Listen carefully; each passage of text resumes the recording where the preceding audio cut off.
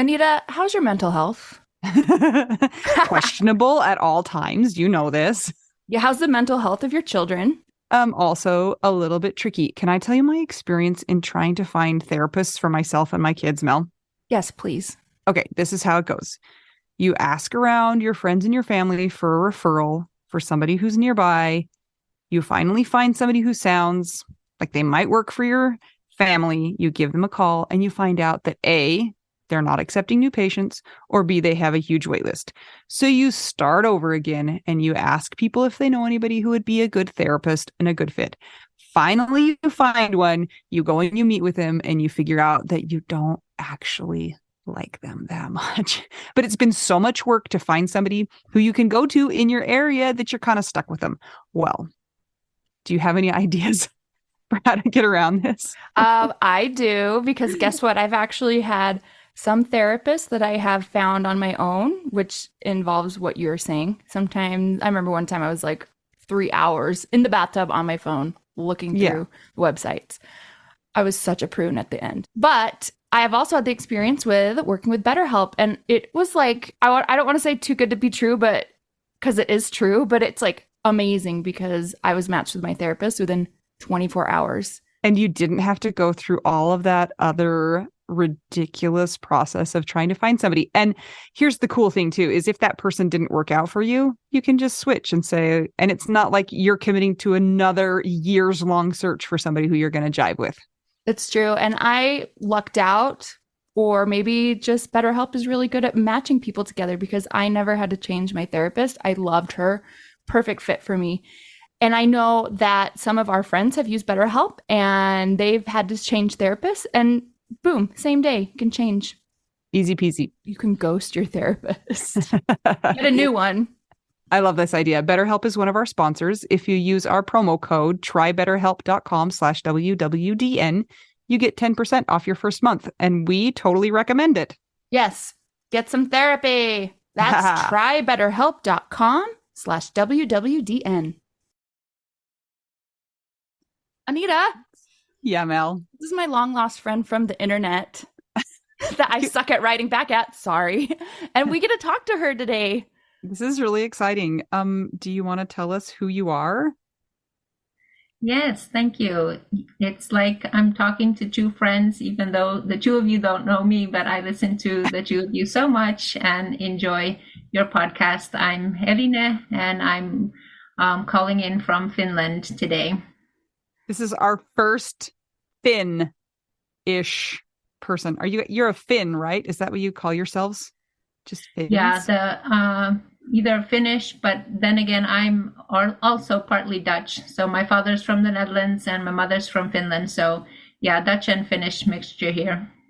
Excellent. I have a friend who's married to a Finnish guy, and he is 6'9", and he likes to dress up as Darth Vader.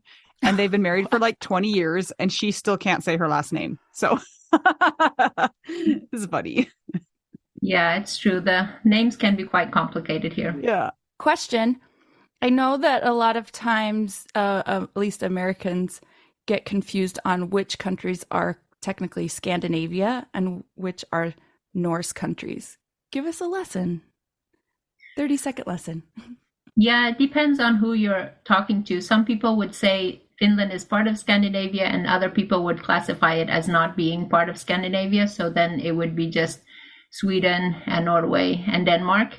But I mean, it's in the north up with the other ones. So when you say Nordic countries, then it's one of them. Excellent. This interview will probably come out in several weeks. So we are in almost the last week of October as we're recording this.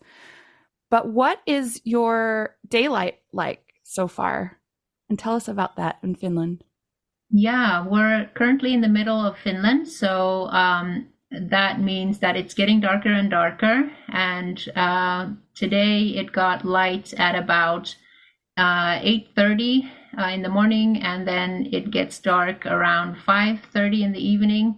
But as we progress, so by the time it hits December 21st is the darkest or the shortest day. So then it'll be light around 10 in the morning and dark around 3. So for people who go to school or work, they go when it's dark, they come back home when it's dark, and it's quite dreadful and quite a lot of misery during that time. So most people hate November because that's the darkest month. Once the snow comes, then it's not as bad. And sometimes I like listening to like what climate you have, and in some ways it's similar to what you have in Utah, at least when I'm like, oh, okay, you guys are talking about this and this type of weather. Yeah, that's similar to what we're having here. Maybe we have a bit more snow, I don't know, but yeah, it depends, I guess, what location you're at. I am not jealous of the darkness because I hate the darkness in the winter. It's just depressing. So it's even worse for you guys. But we're excited to see what kind of snow we get this year because Mel wants to ski in it all winter long. So yeah, tell me about is Finland, do you guys have downhill skiing and cross country, or what is it? What are the winter activities like? Yeah, both of those skiing options are available here as well. And then if you go more north to Lapland, then you have days that it's like the sun doesn't rise at all. But there's a lot more snow there and for a lot longer time. So a lot of people do go skiing to Lapland, but then they prefer to go like around Easter is the best time. So they would still have a lot of snow, but then it would be more light. Okay, I'm going to come visit you and go to Lapland for my birthday. Mel's on a plane right now. Right now. Well, we are glad you're here, but also bummed out that you're here because it means that you are probably like us and a widow. So we'd love to get to know you a little bit better. Will you tell us about, did you grow up in Finland and like how did you meet your person? Tell us all about that. Yes, thank you. Yeah, unfortunately, I'm in the same boat. So I indeed lost my husband, but I'll backtrack a little bit. So I was born in Finland, but then my parents decided to go work in Papua New Guinea. So I actually grew up, my childhood was there in the tropics. So I was close to the equator and had nice sunny days for most of my 18 years of growing up. That's and like then, the opposite. Yeah. Wait, is that there's a picture behind you of somebody in a canoe, and it looks, is that reminiscent of New Guinea? So yeah, we lived by the river called Sepik, a Sepik River, and it's one of the largest rivers there in Papua New Guinea, and the local people depended on the river for their transport. They would go to their gardens using the river. Some kids would go to school by canoe. And so, yeah, the river was a very important element there as we grew up.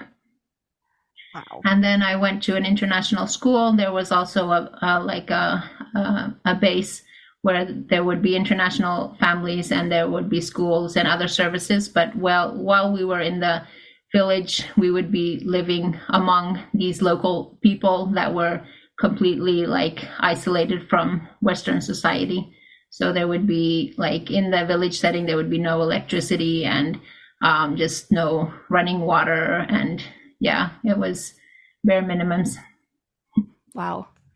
Yeah, that's crazy. Okay, so you grew up, well, you were born in Finland, then made a quick jaunt to Papua New Guinea for 18 years, as one does, as is normal for people. And then what happened? Yeah, so once I graduated in 1999, I left Papua New Guinea, and my class of international students went all around the world. And then I decided to go back to the Netherlands because my older brother had already settled in the Netherlands. He had graduated a few years before, and then he was already there. So that was a logical choice. So the rest of our family moved to the Netherlands. I have one younger brother, and then my parents also were living there, and I studied to be a primary school teacher in the Netherlands. And then I was like, well, part of me is Dutch, but also I want to explore the part of me that's Finnish. So then I decided to go to Finland, and I studied there a little bit, and then pursued Bible and missions as well. And that's during those years was where I met my husband, and we got to know each other, and then we got married by the end of that school period in 2007. And so we also wanted to go and serve overseas. So we did. We also went to Papua New Guinea. The work that my parents had done was with Bible translation. So they had served there as missionaries, and then we also served together for some time between 2009 and 2013. I have a question, because Mel and I were lucky enough to go to Sweden and Norway in the spring. And I don't know if it's the same in Finland as it is there, but they have a fairly non-religious society. Is that the same in Finland? Yeah, well, it's hard to describe. I guess in some areas I've heard that Utah has quite a strong religious population there. So I guess compared to that, it would be quite non-religious. At least it's not like everywhere publicly, like people don't shout religious slogans at you all day long here. So it's quite neutral. Interesting. Okay, continue. Sorry about that. Yeah, no problem. So yeah, there are some denominations and some groups that would be more present, but yeah, in general, in the European countries, they want the general population just to have the freedom to believe what they want. So yeah, so then we served there. The work we did was more of helping other people settle and become more orientated in the language and the culture. There, that was one of the tasks. And then another thing that we did was like take care of regional centers and support the different families that were traveling through that area, and if they needed help with their logistics or accommodation or finances, so we would help in those areas as well. So then once we returned to Finland, by that time we had our second daughter. Our first daughter, after having her, I had postpartum depression. So then for our second daughter, we figured that it'd be good to be in Finland for her birth, so that it would be more calm and we wouldn't be rushing back to Papua New Guinea at that time, because after the first birth, we immediately returned, and that was just too much at that time to have this little infant that was like hardly surviving, and then we were in the tropics and had the fear of getting malaria and all kinds of other things. So you just made that period much harder. Like, you're like, how can we make this really hard transition even crazier? Let's go back to the tropics. Sounds fun. Yeah. So then we're like, okay, maybe we should learn from our mistakes and do the second time around, make it a little easier on us.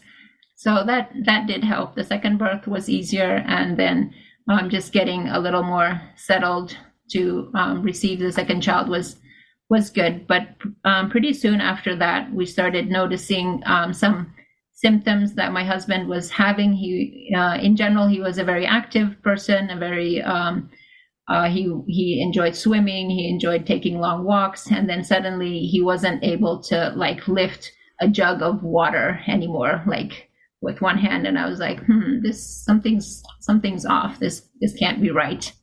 And he was having trouble. Like we lived in an apartment building on the top floor, so he was having trouble walking up the stairs and like carrying my daughter, carrying the groceries. And so I was like, this is odd, because he usually isn't lazy. So why is he having trouble with these chores? And then we started a sequence of different kind of testing. Well, we weren't sure what he had.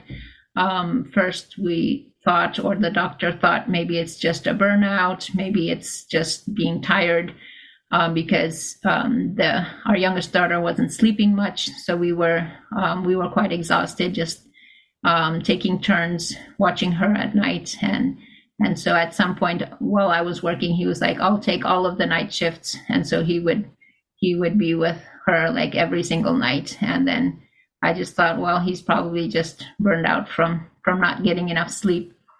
But then, as the tests continued, they were able to diagnose him with ALS. And at that time, I hadn't even heard of ALS. I had heard of MS, but I wasn't sure what ALS was. So I was like, okay, what is this disease, and like, how does one live with it, and how long can one live with it, and is there any medicine? And like, pretty soon I found out, like, oh, this is bad. There is no medicine. There isn't really any treatment. You just try to survive as long as you can. Maybe between 2 and 4 years is the average.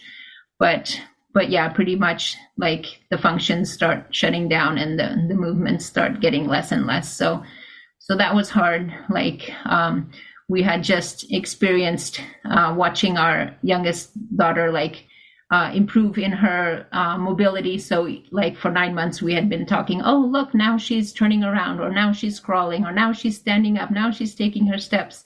But then with him, it was in the reverse order, like pretty much 9 months of, oh, now you can't lift your hands anymore, or, oh, now you can't button your shirt, and, oh, now you need help with this and that. And it was even dangerous for me to leave the house and leave the kids with him, because if they would jump on his chest while he was laying down, he wouldn't be able to like remove them from his chest, and could choke in that situation. So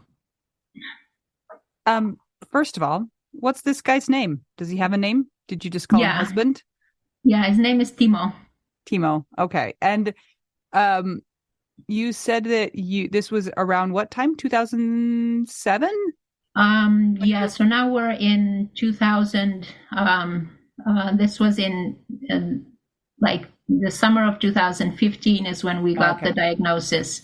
Yeah, and so, and it, in his case, it continued very rapidly. Man, so this is interesting that last night I was telling my daughter, who's taking some medical classes, what ALS stands for. Do they call ALS in Finland, or does it have a Finnish equivalent name? Like, what is it called there? Yeah, usually all of the sicknesses have the same letter combinations. Okay. So yeah, in some countries they might change the letters. I think in Spain they had a different order of them, but yeah, in many, at least in Finland, they just continue on with that same name. Also in the Netherlands, it would just be called ALS or ALS. Okay. Well, I'm sorry that you have need to know that information, because ALS, I think, is one of the most awful, evil, terrible, no good things in the entire world. So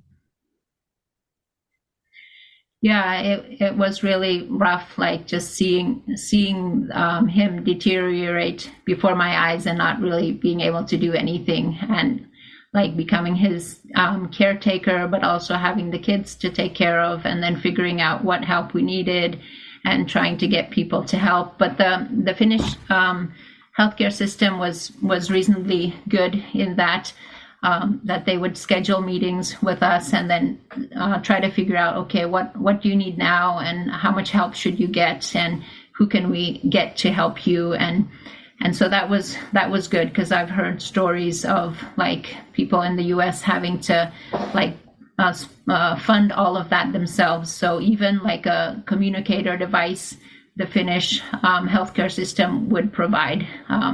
He didn't actually get to use that device very well, but I remember that it was brought to us and that it was like shown, this is how you use it, this is how your eyes look at the letters and then create the words, and then you press here and then the voice comes out. So yeah, so he did have a device to communicate with should his mobility and his vocal ability decrease.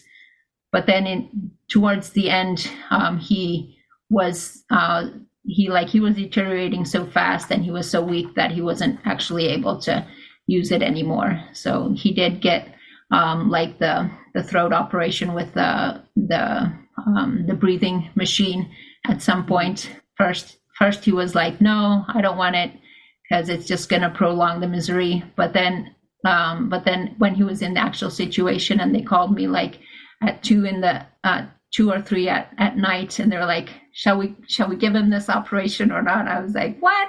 Do I have to decide this at this hour? And then they were able to keep him stable throughout the night. And then the next morning I was like, okay, I'm coming now to the hospital, because I couldn't leave the girls at night.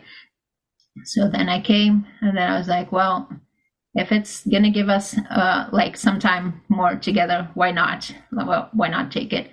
Of course, I was afraid of the scenario that he would be like locked in his body with only his eyes moving, and then having to endure that for years. So I was afraid that might happen. But then, fortunately, it didn't get to that stage. Like he had the breathing machine for a few weeks. I think about a total of 3 weeks, and then after that he passed in. It was March of 2015. Or no, 2016. So it was in the end, it was quite a fast process. Like if the average is between 2 and 4 years, then his was about 1 year. So. Oh my goodness. How old were your kids when he died?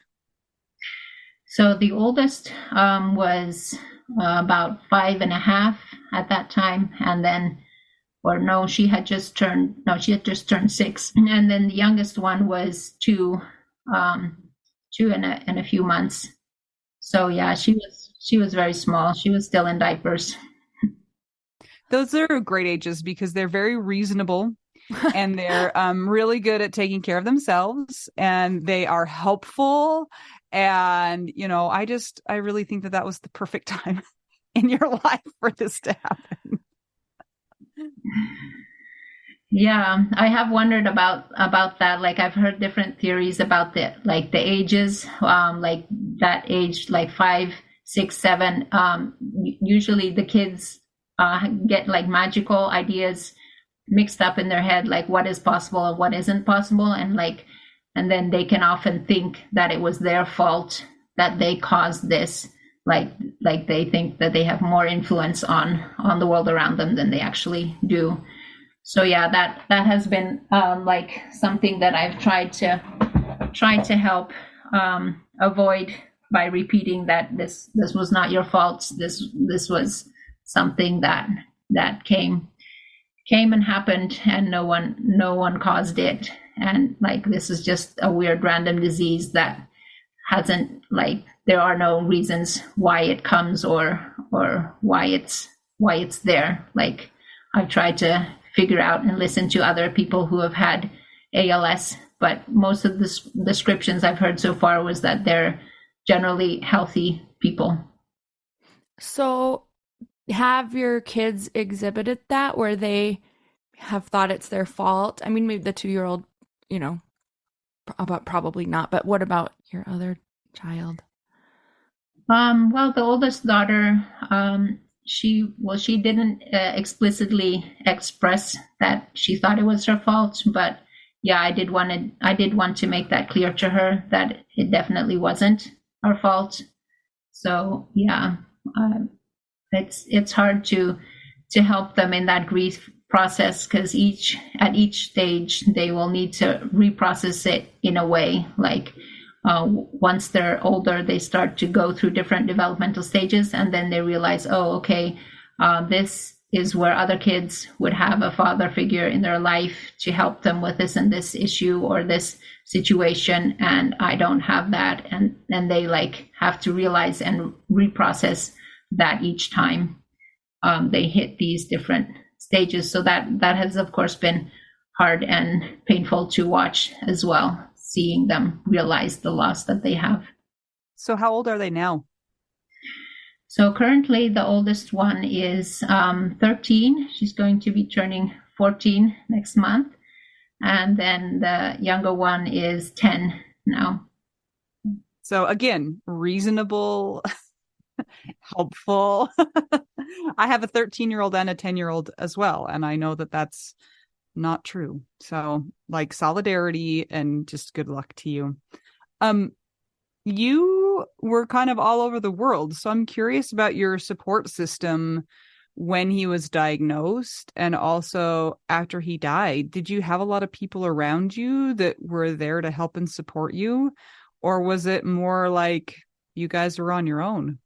During the time that he was diagnosed, we lived in a southern part of Finland in a city called Hanko. And that's a small town of less than 10,000 people. And it's by the ocean. And there was a small community there that supported us.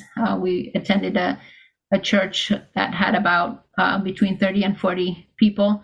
And so they were aware of the situation. They supported us. They helped in many practical ways. And also my parents, who lived in the Netherlands during that time, they decided to move to Finland for a year. So they were also helpful, and they would often have the girls over at their place. So that was nice to have that support. And then we were able to get a support family as well. That was arranged through the local town community. And so we had this family that would be willing to take the girls for a weekend about once a month, or sometimes even during the week for a few hours in the afternoon. So that was a big help as well. I think everybody needs a support family. Is that normal? That's not a thing. That's not a thing here. I mean, yeah. It's an organization called Save the Children that arranged this. So I don't know if they have stations there in Utah, but it definitely was a big help to us during that time. So they adopted you, and they were just your assigned helping family. Did they have kids as well, or was it? Tell us more about these people. This is an intriguing idea. Yeah, so this was a couple that at that time didn't have any children of their own, and they lived in Hanko. The husband was from Canada, and the wife is Finnish, and they wanted to open their home for this purpose so that they could serve other families. And they already had 2 kids that would come there now and then our girls were the extra 2 that came as well. So sometimes they would even have all 4 at one time, and then other times they would have them separately, have the other 2 at some point, and then have our 2 at another time. So that really was nice, and a lot of the things that I hoped for the girls but wasn't always able to provide for them, like a lot of attention, a lot of reading, crafts, playing outdoors, visiting the beaches, going to see animals, and just all kinds of fun activities that these 2 would undertake with the girls. So I really enjoyed that. And that just helped me get a breath of fresh air when I knew that, okay, now they're in good hands. They're going to eat healthy. They're going to do fun stuff. I can just relax and make sure that I can rest and try to gather my strength before they return. Wow, that's great. I was just looking at their site.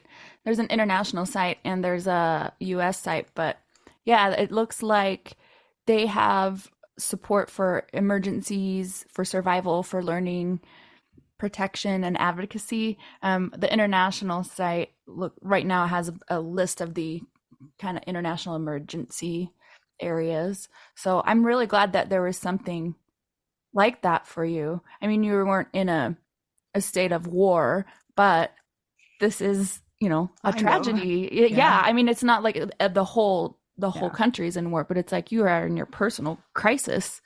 So, man, everybody needs to do that. I want to support family for myself, but I'm a child. So talk to us about your grief. You found the podcast. Have you noticed a lot of similarities with people that you've connected with, or differences, or what's it like for you? Yeah, this podcast has indeed been my favorite one. I've listened to it now for at least 2.5 years, maybe even more. So I didn't find it right in the beginning.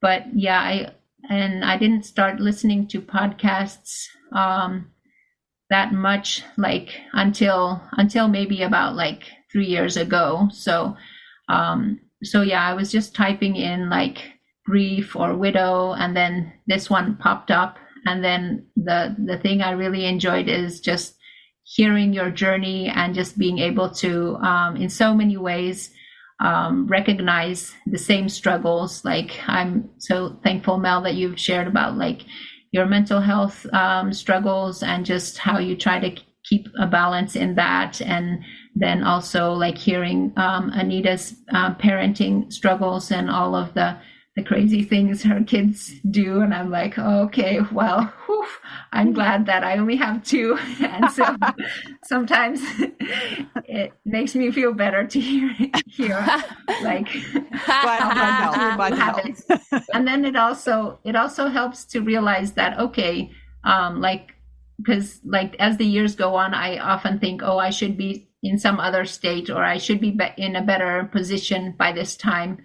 But then just to realize that it is up and down and struggles, and sometimes having a good day or a good month, and then other times just feeling like you're back in square zero or -3. So yeah, so that's been really helpful to feel like, okay, there's others in the same position struggling with similar issues, and that has been really good. And like also hearing the different speakers, that has been great as well, like the people you've interviewed.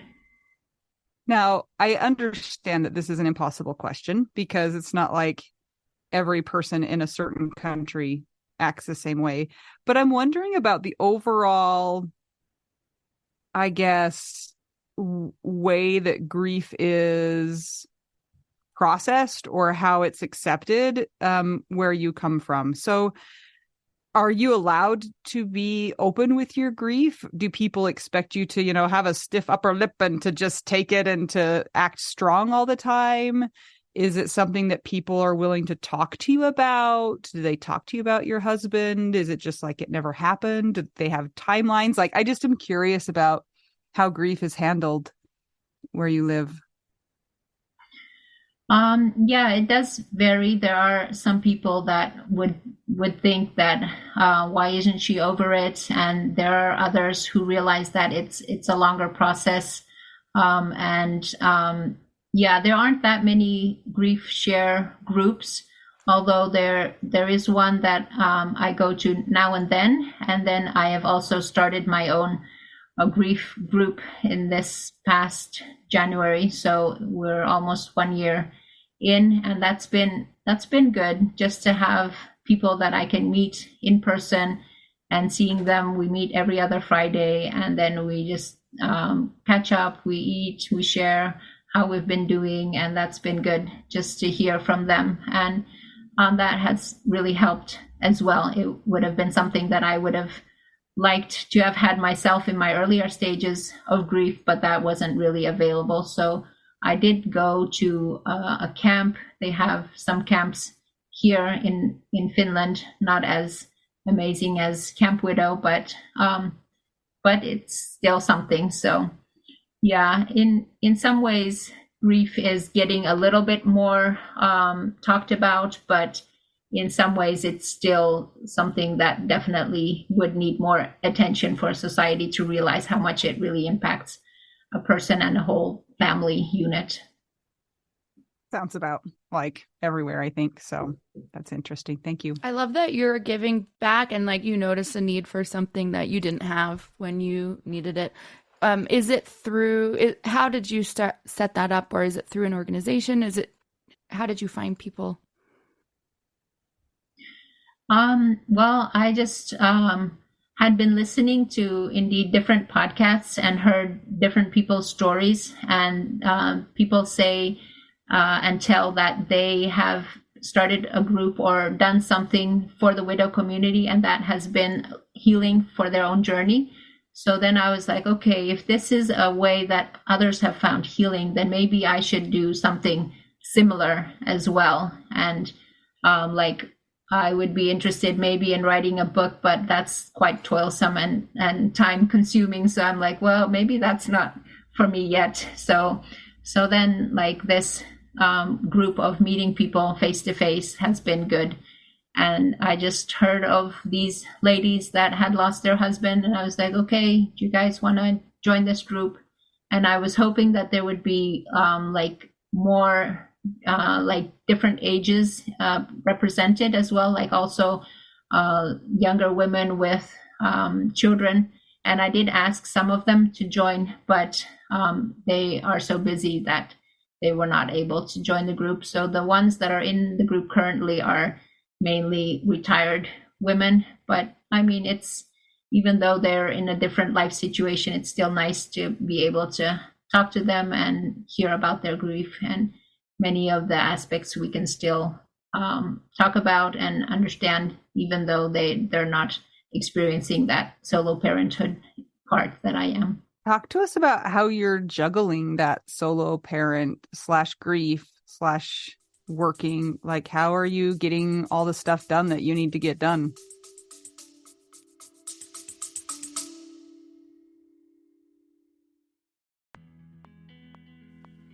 Sometimes we assume that unless we had a huge life insurance payout, we don't really need to know anything about investments or even finances. But guess what? A little knowledge of finances is critical for all of us. Maybe your partner was in charge of that stuff, and now you find yourself making all the decisions. Maybe you're mad about that. Maybe I am. Nicole from the He's Gone But the Money's Not podcast is here to help. She tackles financial literacy by telling the stories of women and widows and finance experts, and shares the lessons they've learned as certified financial planners. Whether you know a lot and feel confident in your financial decisions or feel unsure about all of that stuff, there is more to learn.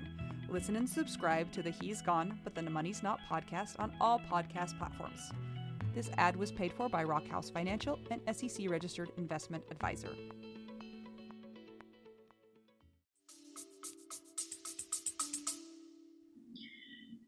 Yeah, well, it's quite crazy indeed, the amount of work and requirements that are placed on a solo parent. So I studied first to be, I studied in my master's of education. After my husband passed in 2016, I was like, okay, I need to find some kind of work that doesn't require me to work on the weekends, that I have the same long holidays that the girls have. So I need to somehow be able to match their schedules. So then I figured, okay, probably education is the best option. So I had already studied to be a primary school teacher. That was a bachelor in education in the Netherlands. But in Finland, all of the teachers are masters in education, like the primary school teachers as well. And so then I was like, okay, well, I'll start these studies. And so I applied for an international master's program and was accepted in Jyväskylä, which is the town that we're currently living in. So we moved here in 2017, and I've been studying and was able to complete my master's last December. Wow. So that was that, like, usually it's about 2 years. So I took a lot longer because it was a lot harder, of course, with the girls and with their schedules and just keeping them alive and their hobbies and everything up and running. So, and in between, like, I also got so tired. I was like, okay, we need to get out of Finland. This is a crazy place. It's too cold. It's too dark. We need to go to somewhere where there's sunshine and just warm beaches. So we also took a gap year in between and went to Spain, so the southern part of Spain. Yeah, we were there for one academic year. Oh my goodness. Oh, that's awesome. I wanted to ask you about your mental health living in Finland, being a widow. It's hard enough as it is, like you mentioned, those things that, it's cold and it's dark, but we all know just being a human on the planet's hard. And then the things that you have facing you are hard. How is your mental health? Yeah, sure. That has definitely been challenging. And also, even before becoming a widow, I had struggles with postpartum depression, and throughout the years, as I look back, I think I probably have had depression in some shape or form, like even starting from maybe the age of 14 onward. So yeah, just throughout those years, although at that time I didn't recognize it as depression. I was just like, well, it's a hard life, and that's just what it is. But yeah, looking back, I'm like, okay, I think I probably was depressed during some of those stages, and I could, like, around the age of 14 and around the age of 21, and then also especially after the births of, not so much after the second birth, but maybe also a little bit after the second birth, I also had some depression. And then in Finland, a lot of the people are depressed, even though there are some studies that say that the Finnish people are the happiest ones in the world, but that has to be fake news because yeah, I've wondered about that because I've heard that about Iceland and about Finland, and it's like, but at the same time, the people are like, it's so cold here and it's kind of the worst, and I'm depressed, and then they're like, but I'm happy. Like, what? Maybe they're happy in the summer, and that's the only time they interview them, or in their gap year in Spain. Yeah, maybe it's that. What is it? Yeah, well, I looked at the research a little bit, and it appears that they studied the elements that in general could increase happiness. For example, having the autonomy to say, like, I want to study this, or I want to work there. So in Finland, there are those options, like going to university is not going to cost you a fortune. It's very affordable. And then finding work, you usually don't get discriminated against too much. So there's a lot of equal opportunities for people from all kinds of backgrounds. And also, like, the healthcare is good, the infrastructure is good. So for those elements that were in this research, Finland does score quite well. Like those systems, the education, the health, and infrastructure systems are quite good in Finland. But yeah, in general, the people themselves are not feeling very happy. I think about 50% of the people take antidepressants at some point in their life. And also there is a high suicide rate as well. So yeah, that's why it's really important to read studies. Yeah, that's why it's so important to do some research if you can. So I appreciate you sharing that, because so often we just see those little subject headlines. Finland, happiest people on the planet. It's like you dig deeper and it's like, hey, there's a lot of nuance. Obviously, we're idiot humans, so we forget that. But yeah, thanks for sharing that. A lot of elements go into that. That's so funny because, like, really right before we got on this call, I was looking at Instagram and there was a post and it was like, why Finland's education system is better than ours. Like, and I didn't read the whole thing, but I was just laughing because I was like, what? I'm about to go talk to somebody from Finland, and you guys are the happiest people and you have the best education. So congratulations. You have no problems, right? Mm-hmm. Is that how it works? Yeah, I wish that was true. Yeah, sometimes they say that like in countries where, for example, there's poverty, people can say, oh, I'm not happy because I don't have clean water, or I'm like living in an area that has all of this disease and stuff. But then when you get to a country where you can't blame it anymore on the fact that you don't have clean water, or you don't have education options, or you don't have this or that, then at some point you're like, oh, I have it all, but I'm still upset and I'm still depressed and I'm still like not feeling well inside. So yeah, I have a question for you. At this point, you said it's been since 2015, right? Yeah, my husband passed in 2016. Okay, 2016. So that's wait, it was 16, 17, 18, 19, 20. 7 years. Do you feel it's possible to have happiness, like true happiness, with what you've gone through, what you're going through, your struggles with mental health? Oh, that's a good question. Yeah, sometimes I'm like, things are improving a little bit, and sometimes I feel like, okay, it's getting a bit better, and I'm not as sad or depressed, but then other days I'm like, oh, this is not going to go away. And in some ways, I realize that the grief will always be there as a part of my life. Like it might change in its shape or how it like becomes evident in my life, but it will be there in some way, and the loss will be there. But yeah, there are tools that I can learn, of course, and there are ways to try to work through the things that I've experienced to give them a different place, like in my heart and in my mind, so that I can be more alive or be more free from the burden that would come with all of that grief and with loss. At sometimes, and sometimes, like when, for example, in the spring when the sun is shining and I see some flowers, and then like I might have this little feeling of, wow, I wonder if that's what happiness feels like, just this little moment of relief from all of that pain, and just a little, like a breeze of fresh air, and then you're like, oh, okay, maybe there is life after all.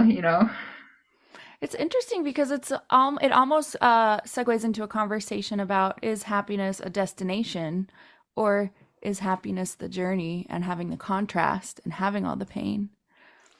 I think that I know that as humans, we think, well, if I can just get that new car, or once I'm done with school, I'm going to be happy, or, grief. Well, once I'm this many years out, I'm going to be fine. And we set ourselves up, I think, for failure when we think that way. Sorry, my dog is moving around. What is your opinion on that? Yeah, that's something I've been thinking about a lot as well. And before, I noticed myself thinking more of, if only I had this, or if only I had that, then I will be happy. And by this time, I'm like, okay, that theory doesn't work anymore. Like, I remember before even getting married, I'm like, if only I was married, then I'm sure I would be happy. So then once I got married, I'm like, oh, okay, this is actually quite hard. Well, if we have kids, then I'm sure that would be better. And then once we had the kids, I'm like, kids never fix anything. Oh no, this wasn't a good thing. I hope they're going to go away soon. So once they're out of the house, I'm sure I'll be a lot better, feel a lot better then. But then I was like, but by that time I'm like almost retired, and I'll have my whole life behind me. So I can't live by this theory. This is not going to work and get me very far. So then I realized, okay, I have to like approach life in a different way, and realize that it's going to be, in some ways, it's going to be hard. There's going to be hard elements. There's not just going to be one amazing moment when all of the tough things are set aside. But there's going to be like the hard parts in it all the way through. But then it's important to learn to find those good moments, to find the things that bring joy, and just the experiences and the relationships that can add value to life. Thank you so much for joining us today and sharing your story and some of your insight. We really appreciate it. You are a well of varied experience and information. So thank you so much. Yes. Thank you. This has been such a joy. Thank you so much for having me. Yeah. And thanks for staying up late for us. I don't think it's actually that late there. What time is it right now? 9? Is that what no, it's 7. Yeah, it's almost 8. But yeah, the younger one will have to go to sleep soon. So this was good timing, though. Thank you so much for figuring out the time difference. Google. So you're 9. Yeah, you're 9 hours ahead of us. I have one very important question to ask you. What is your favorite cheese? All right, favorite cheese. Yeah, coming from the Netherlands, there's lots of good cheeses there, and I'm glad you guys learned how to say Gouda the right way. So Gouda is one of them, and then there's Old Amsterdam, and then the person that you had, Finlayson, she mentioned this cheese, Swedish cheese, I think it was, and that was a nice tasting cheese as well. So I like that one, and then also the cheese that you fry in the frying pan or heat up, feta cheese as well on a salad. So different kinds. She has lots of cheese loves, so that's a good thing. That's a good problem to have. Thank you so much for joining us today. We hope everybody has enjoyed listening to our special guest today. It's either Elena or Elena. I can't even remember the different ways you said it now. My brain can't remember it. Okay, say it again for me one more time. The Dutch way is Elina. Finnish way is Eline. And then the other ways are Eline or Eline or Eline. All right. Thank you to all of your multiple personalities for joining us today. We hope everybody has enjoyed you as well. If you want to keep the podcast going, make sure you check out our Patreon. It's patreon.com/WWDN. If you'd like to buy us tacos, go to buymeacoffee.com/widowwedonoww. And until we get to talk to you again, I'm Anita. I'm Mel. And I'm Eline. We are just two young widows and one Finnish/Papua New Guinean /Dutch/Spain for a minute widow. And we're all just trying to figure out widow. We do now. Yay.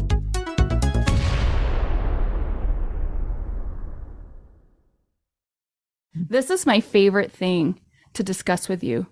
Tell me, what is it? One of my favorite things. I do enjoy tacos and cheese and dogs.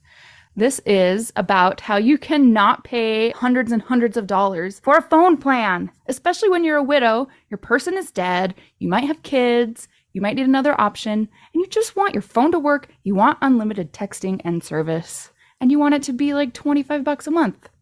It blows my mind that they have plans that start at $15 a month. That is so cheap. And the cool thing is it uses other 5G networks. And so you don't have to pay extra for that. And you still get great service. Yep. Anita and I have traveled all over and I have used my phone. So I highly recommend it. And my mom's even on it. When my dad died, we put his phone down to the cheapest plan, which is $15 a month. And I think my mom's on the $20 a month plan, and it's so worth it. It's so much cheaper than what we were all paying before. So I highly recommend it if you're on a budget or not. Who cares?